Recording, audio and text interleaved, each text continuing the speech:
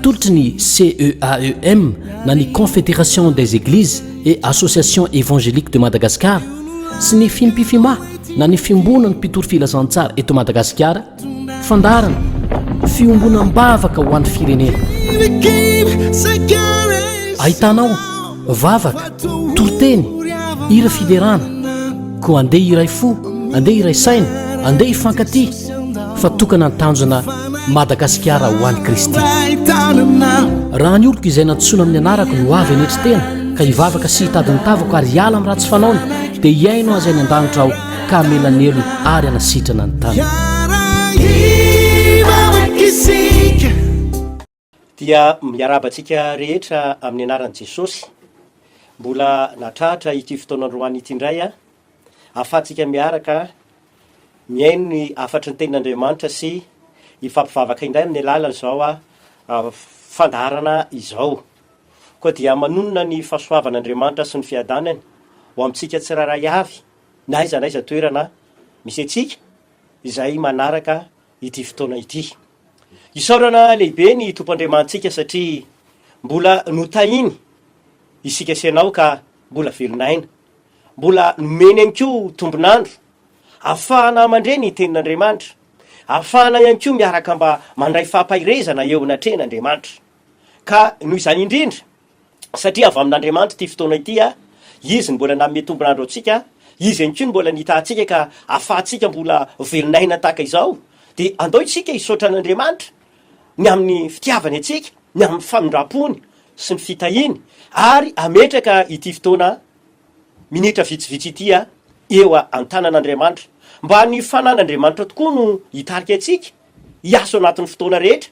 Tsarovy fa ny Baiboly dia miteny tena misy Andriamanitra, misy izy, fa ny ahafahan'Andriamanitra maneho ny heriny, maneho mivoninany eo amin'ny fiainan'ny olona dia ny finoana ao anatin'ny olona anankiray fa tena misy izao Andriamanitra izao. Koa andeha ary isika hivavaka tompoko ametraka amin'ny fotoana eo ampelan-tanan'Andriamanitra. Ry Andriamanitra rainay izay nahary ny tany sy ny lanitra izay rehetra ao aminy ary ny mponina rehetra ao aminy. Ilay Andriamanitra le izy hatrizay ary mandrakizay izay loharano nahary ny zavaboary rehetra ary anisan'ny asan'ny tananao izay zanak'olombelona. Misaotra anao ary Andriamanitra fitiavana fantahinao zahay ka nomenao ity fotoana ity ahafany mbola mifampahery sy mifampivavaka indray amin'ny alalan'izao fahitalavitra izao. Misaotra fa nisy ty fandarana ity ary inoko fa Andriamanitra velona ianao dia afaka hiasa mikery ao anatin'ity fotoana erahana ity. Ka dia apetrako ampelan-tananao tompo ny vavaka, ny teninao, izay rehetrarehetra ho tanterahana eto mba ho voninahitry ny aranao zany amin'ny anaran'i Jesosy Kristy tahizao fotoana izao raha eo. Amen. Araka ny teniko teny aloha hoe tena misy Andriamanitra, ary io Andriamanitra ambarako anao tena misy io dia izao afaka hiasa, afaka hetsika, afaka hanao zavatra amin'ny fiainan'ny olona tsiraray avy izy na iza na iza. Mahagaga Andriamanitra, raha misy finoana ao anatin'ny olona dia afaka mitantsehatra sy maneho ny heriny ary miasa amin'ny fiainan'ny olona Andriamanitra. Izay indrindra no hitonantsika ao anatin'ity famakiana ten'Andriamanitra ity aloha dia hiditra ao anatin'ny fanambarana izay afatra omen'Andriamanitra antsika indray amin'ity fotoana ity. Amin'ny filazantsara ny liko toko 20 andiny 17 dia toy izao no vaky le teny voasoratra ao amin'ny anaran'i Jesosy Tompo. Filazantsara ny liko toko 20 andiny 17. Fa ho Jesosy izay zavatra tsy hain'ny olona dia hain'Andriamanitra. Mazava ny ambaran'ny tenin'Andriamanitra eto zany hoe izay tsy vitan'ny olona tao dia mbola vitan'Andriamanitra ny manao azy. Amba olombelona tokoa dia ekena manana ny saitsika sika, manana ny fahalalantsika sika, manana n'izay veritsika efa mety isika, manana ireo zavatra mety ho vitantsika amin'ny herintsika, amin'ny fahafantarantsika olona, mety afaka mavita zavatra amin'izay rehetrarehetra ihany koa mety eo ampelantanantsika isika. Fa eto Jesosy Kristy Tompo dia teny manao hoe izay tsy vitan'ny olona na hoe izay tsy hain'ny olona tao dia mbola hain'Andriamanitra manao an'izany. Raha izay fanambarana tenen'i Jesosy zany dia izao: io Andriamanitra lay toriko aminao, lay Andriamanitra ray lay Jesosy Kristy zanaka ary ny fanay masina, le Andriamanitra izay nahariny tany sy ny lanitra, de amparako amintsika eto fa Andriamanitra manana ny hery sy fahefana lehibe indrindra. Manana hery sy fahefana lehibe indrindra izy, ary tsy misy trangam-piainana na olana na zava-misy na aretina ka hoe tsy manaiky izay heriny sy izay fahefana Andriamanitra izay. Manana hery sy fahefana faratampony izy, ary zay nahatonga Jesosy sany teny manao hoe izay tsy vitan'ny olona, izay tsy hain'ny olona, ain'Andriamanitra zany. Jesosy zany de efa mahafantatra fa amin'ny maha olombelona tsika senao, amin'ny maha olombelona no famandrahtsika de voafetra ny mety ho vitatsika. Misy ny vitatsika fa misy tsy ho vitatsika mihitsy. Fa ao amin'Andriamanitra kosa nefana de ain'Andriamanitra tao avokoa ny zavatra rehetra satria izy no Andriamanitra lehibe, manana ny hery sy ny fahefana ambony indrindra. Ary manaiky io herin'Andriamanitra io avokoa ny hery rehetra, ny zava-misy rehetra, ary ny trangam-piainana rehetra izay misy eto ambony ty tany misy atsika ity. Manaiky azy. Ninninna olana, ninninna retina, ninninna ady, ninninna zava-misy sy mitranga eo amin'ny fiainatsika zanak'olombelona sy mitranga eto amin'ity tany zay honenatsika ity, de manaiky zay herin'Andriamanitra izay. Tsy misy masakana an'Andriamanitra ozy ny voasoratra any boky Samuela voalohany, toko 4 andininy faheninany, de zao vaky le tenin'Andriamanitra amin'ny anaran'i Jesosy. Samuela voalohany toko 4 de andininy fahenina amin'ny anaran'i Jesosy tompony amakiko azy. Aro Jonatana tamin'ny zatovo mpitondra ny fiadiny, andesika akany amin'ny miaramilan'ireo tsy mifora ireo, angamba mombatsika Jehova, fa tsy misy masakana an' Jehova tsy hamonjy. Mazava eto zany ny voalazan'ny soratra masina rehefa niatrikady ry Jonatana, de niaraka tamin'ireo zatovo mpitondra ny fitaovam-piadiny izy. Raha maha olombelona de hoe goavana ny fahavalo teo amin'lohan'izy ireo, maro anisa ireo fahavalo ny fanatrika ihany tamin'izy ireo. Fa i Jonatana de resy lahatra fa Andriamanitra ia manana ny hery sy fahefana-pony indrindra e. Andriamanitra ne le mahagaga e, Andriamanitra le faratampony hery sy ny fahaiza manao. De hoy Jonatana tamin'ny zatovony, andaotsika hiakatra e, fa tsisy masakana an'Andriamanitra tsy hamonjy ane. Zany hoe Jonatana de resy lahatra, rehefa Andriamanitra ny miasa, rehefa Andriamanitra mitsantsehatra, rehefa Andriamanitra ny mihetsika, de tsy misy masakana an'Andriamanitra zany. Tsy misy masakana ny fahefana, tsy misy masakana ny heriny, tsy misy matohatra an'Andriamanitra eo alohan'ny ady rehetrarehetra izay atrehan'ny olona. Ny izany ry havana izay manaraka ity fotoana ity androany. Andriamanitra de tsy mety lany ritra ny fahaiza-manaony, tsy voafetra ny heriny. Tsy hoe taloha ihany izy ny tena mahagaga, na taloha ihany izy ny tena mahay zavatra rehetra, na taloha ihany izy ny tena mahiry vaika ny fahefany. Fa mazava zany fanambarana omen'Andriamanitra atsika androany zany manao hoe tsy mety lany ritrany ny fahaiza-manaon'Andriamanitra e, ary tsy voafetra ny heriny sy ny fahefana eo am-pelantanany.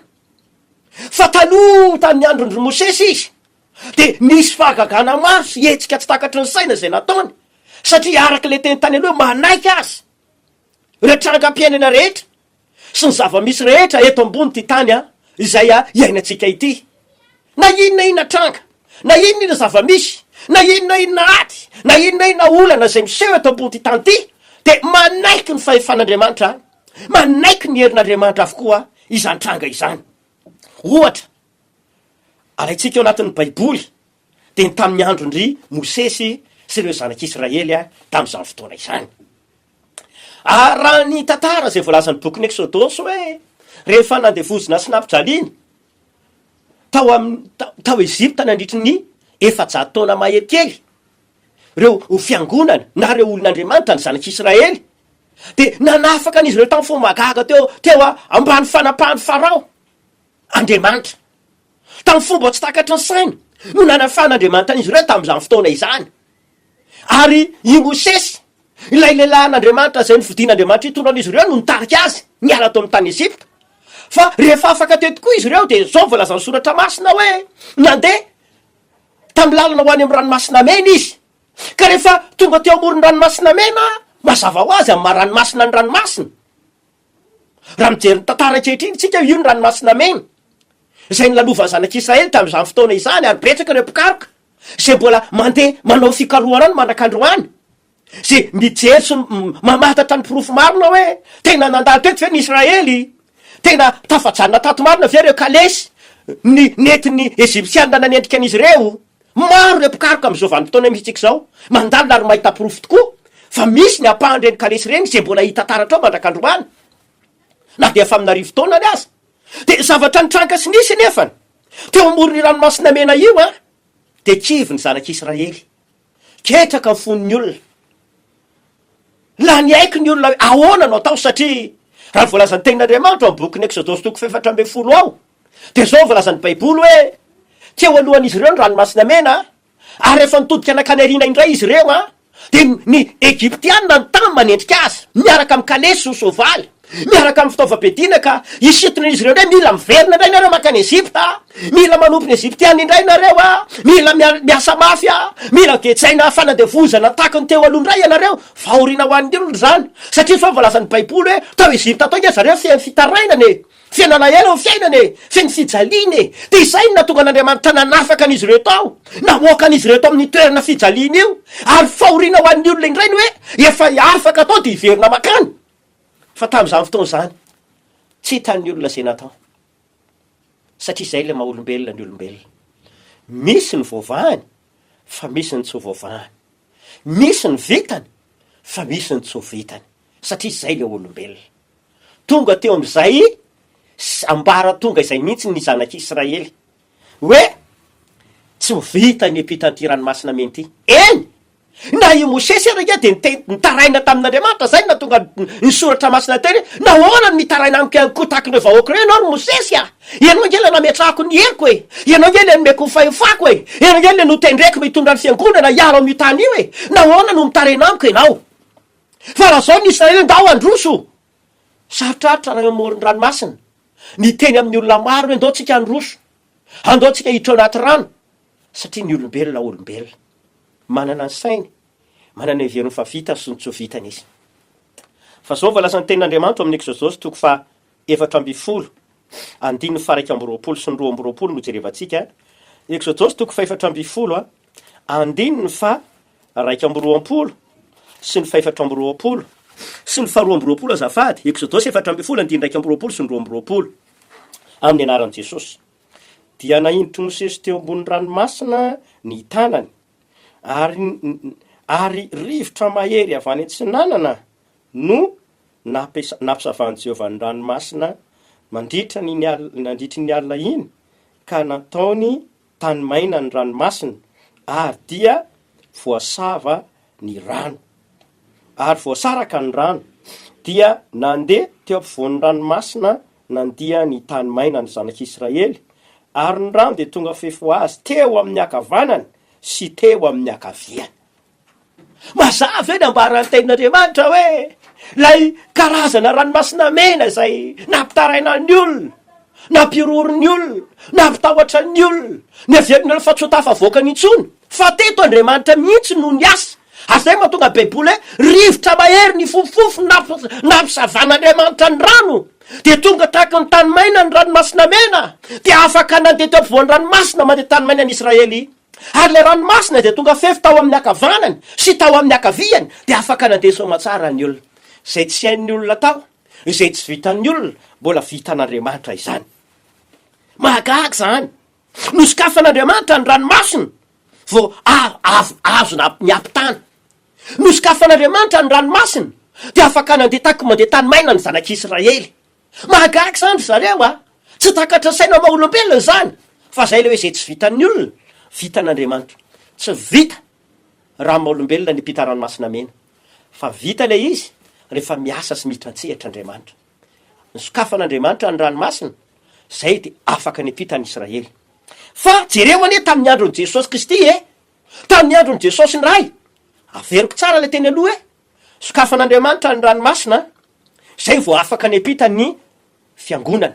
Fa tamin'ny andron'i Jesosy raha voalaza soratra masina ny amin'ny Matthieu toko 4:20 manomboka andininy 4:20 any ka hatramin'ny 7:20 de ambaran'ny tenin'Andriamanitra hoe tamin'izany fotoana zany de afaka nandeha teny ambony ranomasina Jesosy, afaka nandandanan'i Jesosy mihitsy ny ranomasina tamin'ny andron'ny Mosesy sy ny Israely no sokafan'Andriamanitra ny rano izay vo afaka nandeha ny zanak'Israely. Fa tamin'ny andron' Jesosy Kristy Tompo de nataony lalana afaka nandehanana tsotra mihitsy ny ranomasina, tsy mila misokafana, tsy mila ny kitihana, tsy mila ny kapohana, fa de afaka nandendeha tena ambony rano a Jesosy tamin'izany fotoana zany. Le ranomasina mena mihitsy, lay ranomasina teo alohan'i Jesosy azafady, no afaka nataony tahaky ny lalana, tahaky ny arabe, afaka nandehandehanana tamin'izany fotoana zany. Tsy hain'ny olona zany, fa ainy Jesosy zany, ain'Andriamanitra zany, ry hava malala izay manaraka ity fotoana ity. Magaga zany. Sokafana ny ranomasina tamin'ny andron'ny Israely, vo afaka nipita teo ny olona. Fa tamin'ny andron'i Jesosy ndray, ny ranomasina mihitsy no nataony lalana tahaky ny afaka nandehandehanana tamin'izany fotoana izany.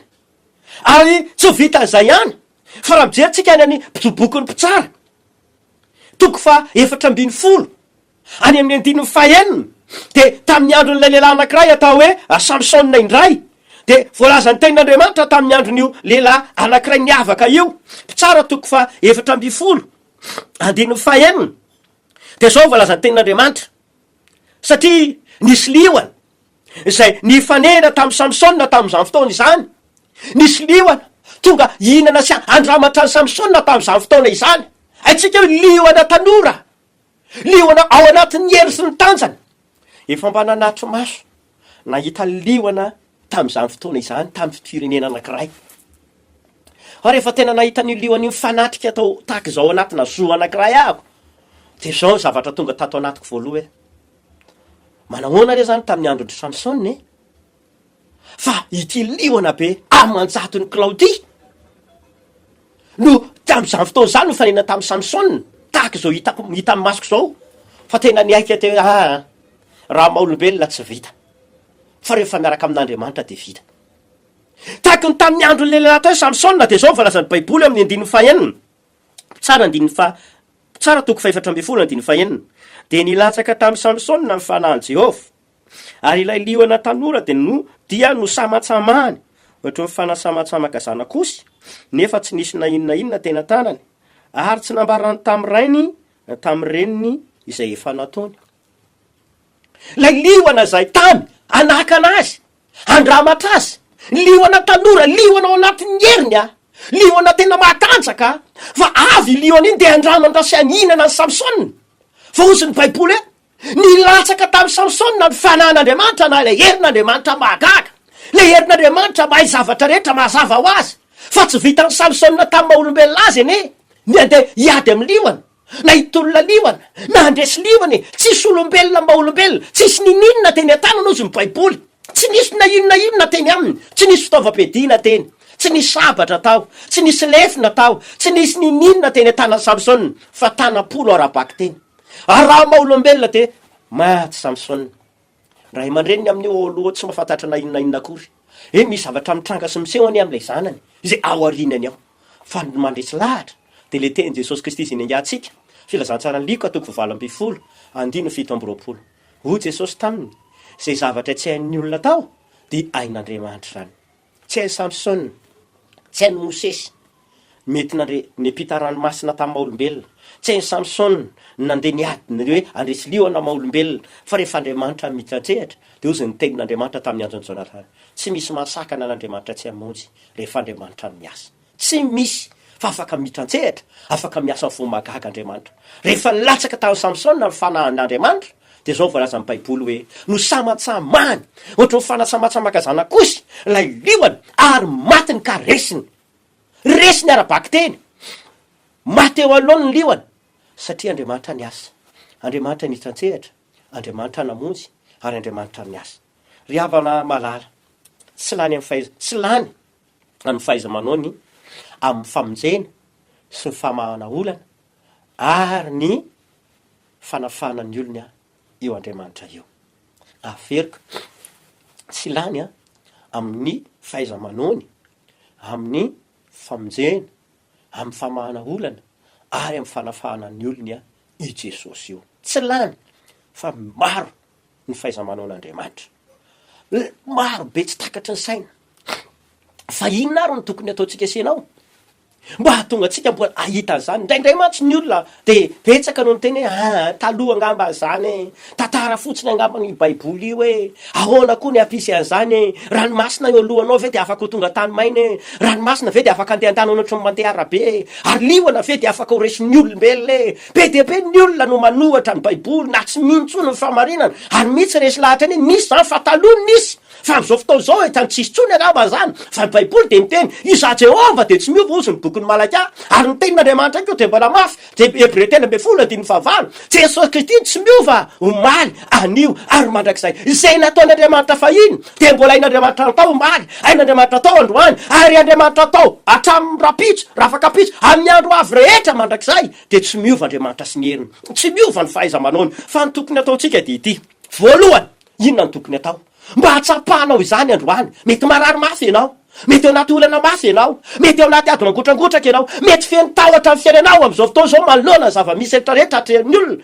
misarotra ny fiainana ozy ny karazan'ny olona maro fa androany am'laza aminao mbola afaka hiasa Andriamanitra mbola tsy miova ny heriny mbola afaka mihetsika Andriamanitra mbola tsy miova ny fahaiza-manaony mbola afaka mitsantsehitra Andriamanitra anao zava-magaga eo amin'ny fiainanao mbola velona izy magaga izy mbola hainy manova ny tantaranao io mbola vitany io vitany manovany io na hatramin'izany fotoana izany alagne olona amin'ny nanetsinetsiny maro fa vitan'Andriamanitra ny asa teo anoloan'ireo olona reo de ahoana ozy ianao ny tsy hafahan'Andriamanitra mbola miasa androany fa ny tokony ataontsika de ity voalohany ninona misy na inona mitranga na inona misy amin'ny fiainanao am'izao fotoana zao any anatin'ny tokantrano misy ianao any eo amin'ny fiaina tokantranonao eo amin'ny fandraranao eo amin'ny fahasalamanao eo amin'ny fiainany zanakanao eo am'izay rehetrarehetra ataonao na inona miatra na inona misy de ity ny voalohany tokony ataontsika aza mikoropaka na mamonjy tena fotsiny amin'ny fahaizan'olombelona fa mitodia amin'Andriamanitra baiboly de miteny andramo de mba izahao fa tsara Andriamanitra aza mikoropaka zany andao hitehitra amin'Andriamanitra tsy voatery zay katsikatitsika nge no amahan'Andriamanitra io olana mety manana ny katsikatitsika sy ny saitsika sy vetsika fa amahana an'le olantsika fa efa impiry zay ianao nieritseritra mba amahana an'le olana fa mbola io mbola tsy afaka ihany le izy fa andao aza mikoropaka fa andao mba hiantehitra amin'Andriamanitra faharoa manana finoana de mitoera mahatoky foana an'Andriamanitra fa tsy maintsy vovahany io tsy maintsy milamina io tsy maintsy tafavoakany io raha tena ino azy ianao ny finoana nanan'ny olona no ahafahan'Andriamanitra miasa ny finoana ao anatin'ny olona ny ahafahan'Andriamanitra mietsika ny finoana izay nanan'ny olona no ahafahan'Andriamanitra manam-pirofo fa vita ny zavatra rehetra ny olana mipetraka araka ny teny na verimberiko teo aloha betsaka ny olona ny tsy mintsony fa misy Andriamanitra abetsaka ny olona ny tsy mino fa mbola velona Andriamanitra ary afaka mamonjy Andriamanitra rehefa tsisy finoana anatin'ny olona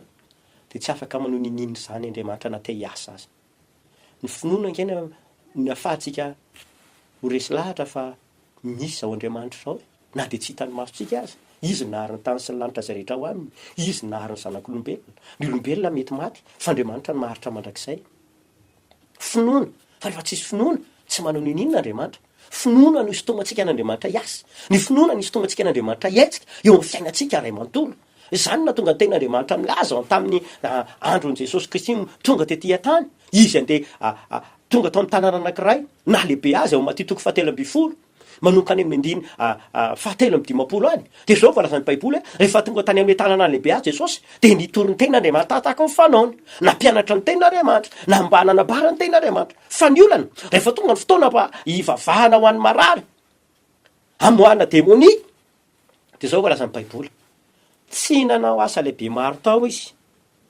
afa-tsy marary vitsivitsy ihany mba nysitraniny tao tsy hoe izy ny tsy te hanasitrana tsy hoe niova ny heriny rehefa tonga tao amin'ny tanàna io Jesosy nge tsy anara-piangonana tsy fombafomba mpivavahana fa Jesosy Kristy le zanak'Andriamanitra hafamonjy ny tonga ho an'izao tontolo zao rehefa nitory ny tenin'Andriamanitra tao nefa Jesosy de nagaga de hoe tsy nanao asa lehibe maro nefa tany amin'ny toerana maro be de be ny olona afaka tamin'ny famatoran'ny demonia be de be ny olona sitrana be de be ny mifagaganana ataon'i Jesosy be de be ny asa tsy takatry ny saina olombelona nefa ny tanterahan'i Jesosy Kristy tany amin'ny toerana maro zay nandehanany fa tato amin'ity toerana ity de tsy nanao asa lehibe izy nefa ny tao mbana toerana na lehibe azy be debe na fantatra azy tao fa fahafantarana io le zanakam-pandrafitra je josefa ny anaran'le dadany, Maria ny anaran'le reniny, ary ny ralasy ny anabaviny rehetrarehetra moa tsy ty amitsika daholo ve zany e. De taiza mba anaza olona io azany fampianarana, eny misy fahefana mahagaga fampianarana, tsy taka le fampianarana retsika hatram'izay kanefany taizany mba anaza ony azany, zany hoe nametra an'Andriamanitra tsisy finoana Jesosy tao anatin'ny olona, de le tsy finoana tao anatin'ny olona noho ny tsindrin'ny tenin'Andriamanitra ny olona tsy finoan'ny olona tao de tsy nanao asa lehibe izy, tsy nanasitrana olona betsaka izy, nefa inoko ao maro ny olona nisy olana, maro ny olona mety narary, maro ny olona mety misy demonia tao, fa tsy afaka anao ninino Jesosy satria tsy afaka manery, tsy afaka miasa Andriamanitra rehefa tsisy finoana ny olona. De zay no mahatonga antsika hoe raha mbola tianao ahita le fiasan'Andriamanitra mahery ahita ny herin'Andriamanitra manao zava-magaga tsy takatry ny saina maha-olombelona, hoe zay tsy vitantsika ne vitany, fa ny atonga n'izany ho tsapantsika sarotsapa hitana ny ao amin'ny fiainanao io, ao amin'ny tokantranonao io, ao amin'ny fahasalamanao io, ao amin'ny vadinao maditra, ao amin'ny tokantranonao mikorotana, io asanao tsy mandeha amin'ny lohaniny mbola vitany, no mandamy manio mbola vitany matava voakatsika, fa andao anetsika ny finoantsika amin'izay.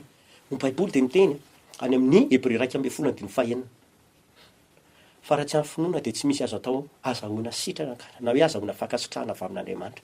Raha tsy amin'ny finoana tsy izy azo atao azahoana sitraka amin'Andriamanitra, fa zay manatona an'Andriamanitra de tsy maintsy mino fa misy Andriamanitra, tsy maintsy mino aloha fa misy Andriamanitra. Be dia be ny fanoherana mety mitranga amin'izao fotoana zao ny amin'ny fisian'Andriamanitra, fa Andriamanitra ry havanao tena misy, afaka mbola manasitrana izy, afaka mbola mamahaolana izy, ary afaka mbola mamonjy fanahin'ny olona Jesosy ho any amin'ny fiainana mandrakizay. Fa andaontsika rehetrarehetra manomboka androany anisan'ny olona mino. Fahatelo farany dite zavatra anankiray teneniko amintsika mba ahafan'Andriamanitra miasa sy ahafan'Andriamanitra mbola mihetsika hanao zava-magaga tsy takatry ny saina de zao aza mametra an'Andriamanitra manoloana ny trangam-piainana, aza ferana izy, aza mametra azy hoe tsy vita antsony zany, tsy tafavoaka antsony zany. Raha mbola mametra an'Andriamanitra ny olona de tsisy neninona hitranga zany eo. Jereo mitantaran'ilay lehilahy tao hoe Lazarosy rehefa maty Lazarosy, mpanompon'Andriamanitra izy, mpanompon'Andriamanitra pino koa i armino an Jesosy, Maria sy Marta nabaviny, fa rehefa maty Lazarosy efa nalevina efatr'andro, tonga tao Jesosy Kristy, de zao no tenin'ny Maria sy Marta, raha teto zao no tsy maty izy, fa raha am'izao tsisy nina azo atao tsony. De hoy Jesosy tsy maty zany fa andao any amin'ny fasana. De inona ny zavatra notenen'ny Marta? Efa moaimbo izy zao Jesosy efa efatr'andro izy zay nalevina, efa moaimbo izy. De hoy Jesosy tsy voalasako fa raha ina anao de hitanao voninahitran'Andriamanitra. Jona 1:7 miteny an'izany. Tsy nino Marta, ny salasala Marta nametra an'Andriamanitra manoloana trangamisy. Ivavaka isika amin'izao fotoana zao. Raha marary ianao petrao fatra maranao ny tananao, raha manana olana ianao petrao fonao ny tananao, fa androany aza mametra an'Andriamanitra. Avy alao izy asa manana finoana ianao, aza mikoropaka fa mbola vitany eo. Ivavaka isika tomboka. Raha eo misaotra anao amin'ny anaran'i Jesosy, misaotra eny amin'ny teninao, mankasitraka satria izay tsy hain'ny olona atao tokoa Jesosy de mino zay fa mbola hain'Andriamanitra. Vavaka ho an'ireo olona izay manaraka ity fotoana ity, amindreo fo izy ireo, tahinao fiainany, rakofo ny voninahitra ao. Niza Jesosy Kristy tompo nandrezany afatra zany, ataovy tena misy finoana ao anatiny, amindreo fo izy ny avy salasalany sy ny tsy finoany. Zay marary rehetra amin'ny anaran'i Jesosy, didiko ny aretina hiala, didiko ny fanaitainana, ny aretina amin'ny fivitosana anaty, zay rehetrarehetra aretina mamatotra ny tenany, zay tsy vita ny fanafody, nositranina sy nolevonina, de didiko amin'ny anaran'i Jesosy hiala. Ary olana, fikorotanana, ady maro samihafa, tahotra mampahory, miala amin'ny fiainan'ny olona, miala amin'ny tokantranony, miala amin'ny anaran'i Jesosy Kristy, amin'ny anaran'i Jesosy, didiko ny aretina, miala ary miala ny olana rehetra, amin'ny anaran'i Jesosy Kristy tompo avy Nazareta, amin'ny anaran'i Jesosy Kristy tompo zanak'Andriamanitra velona, didiko amin'ny anaran'i Jesosy miala daholo zay fampahoriana, fampisaviana, asany maizina mampahory, miala amin'ny anaran'i Jesosy Kristy. Tahina io olona io, tahina ny tokantranony, tahina ny fahasalamana, ahita ny voninahitr'Andriamanitra amin'ny anaran'i Jesosy. Misaotra Andriamanitra ny amin'ny fotoana nafanay nanaraka ny fandarana androany, averina aminao ny voninahitra rehetra raha izanaka fanamasina amin'ny anaran'i Jesosy. Misaotra tompo, fahasoavana ho an'ny olona rehetra sy ny fiadanany. Amen. Narahinao teo ny fandarana niarahana tamin'ny CEAEM na ny Confédération des Églises et Associations Évangéliques de Madagascar sy ny fimpifima na ny fiombona ny mpitoro filazantsara eto Madagasikara, fandarana fiombonam-bavaka ho an'ny firenena. Ahitanao vavaka, toroteny, hira fiderana, koa andeha iray fo, andeha iray saina, andeha hifankaty, fa tokana ny tanjona Madagasikara ho an'i Kristy. Raha ny oloko izay natsoina amin'ny anarako no avy anetry tena ka hivavaka sy hitadiny tavako ary hiala amin'ny ratsy fanaony, dia hiaino azy any an-danitra aho ka hamelanelony ary anasitrana ny tany.